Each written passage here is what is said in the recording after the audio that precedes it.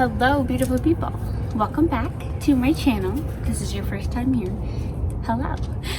So today I'm just going to be getting my garden ready for winter, aka taking down all of the stuff that's left over and going through all of that.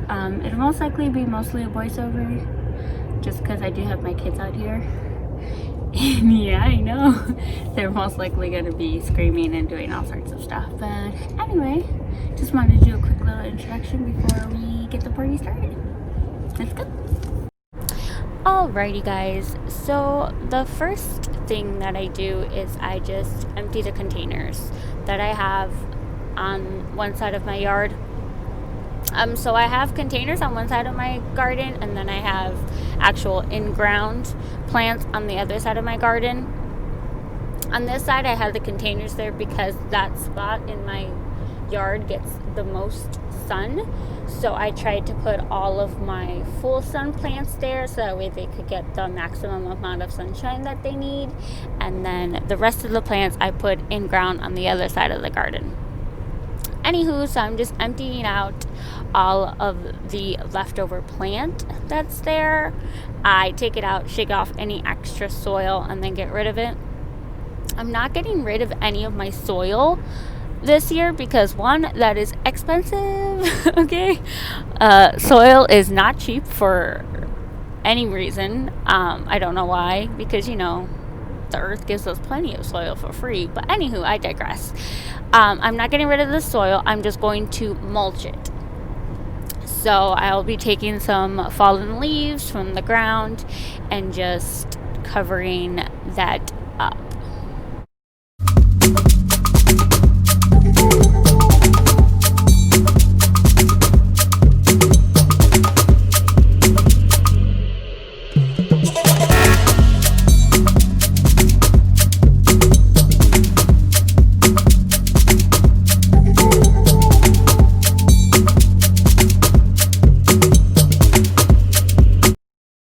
So this is the other side of my yard. It's where I have the partial sun plants, and so I'm just pulling up the leftover corn stalks that were there, and then I will also be pulling up my eggplants.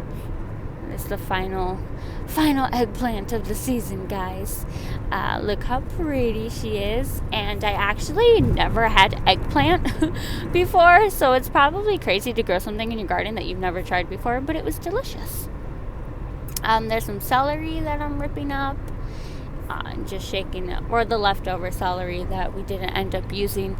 I think I planted it too close together because they didn't get as big as I would have liked them to, but it's okay. This is a learning process. Now I know better for next year to space them out a little bit more. So this side of my garden is where I keep all the like lettuce and kale and all of those things because the lighting for it is perfect. So I have some Swiss chard there that I'm pulling up, and I'll be making that with a dinner. But I had my Swiss chard there, my kale there, my romaine lettuce, my rhubarb, and then something else too that I can't remember off the top of my head right now. So I'm just going to harvest the kale and the Swiss chard, and we'll be using both of those for dinner. Like, look at that beauty. She's just beautiful, if I do say so myself. So now I'm just walking over and pulling up all of the rhubarb left over. I don't fully pull up the plant because the rhubarb was actually my husband's grandmother's. She planted it and it's been there forever. So I just pull up any dead leaves, any dead parts of the plant, and then just leave the rest of it, and then it'll end up growing back by itself next year.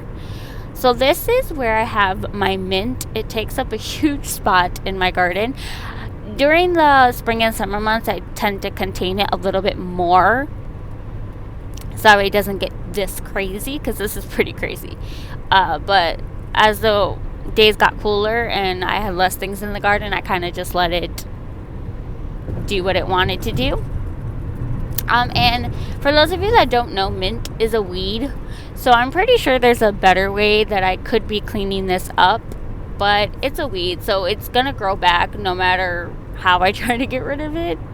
It will be here next season and ready to go, so I don't really have to worry about that much. So the next thing that we're going to be doing is pruning the rose bushes. Now, I'm only pruning one of my rose bushes because the other one still has a few buds on it that may potentially bloom. I don't want to ruin it, so I'm leaving that one alone. This one is my smaller rose bush, and so basically what you do is you just trim it down to the bare bones. You cut all of the extra off of it, and I had to end up cutting out a lot of this footage because my children decided they wanted to block the camera. So you don't see me trimming the whole thing, but you trim off all the leaves, all the extra roots and stuff. You can kind of tell by looking at the plant which ones are the base ones because they are darker than the rest of the plant. So that's how you're able to tell. And here's a close-up of it. So you literally cut everything down and just leave it like that. And then what I end up doing is I grab some more leaves and I add them to the base of it to kind of mulch it down again. I do that for the whole garden, but the rose bushes and the containers, I try to make sure I cover it a lot. So that's basically it. That's all I have to do to get the garden ready. As we get more leaves falling, I'll end up covering the entire soil area with leaves, just to be able to cover it and mulch it up so that way the soil doesn't get too cold this winter. And I'll probably add some straw or something else to it as well. But that's it, guys. I hope you enjoyed, and I will see you in my next one. Bye.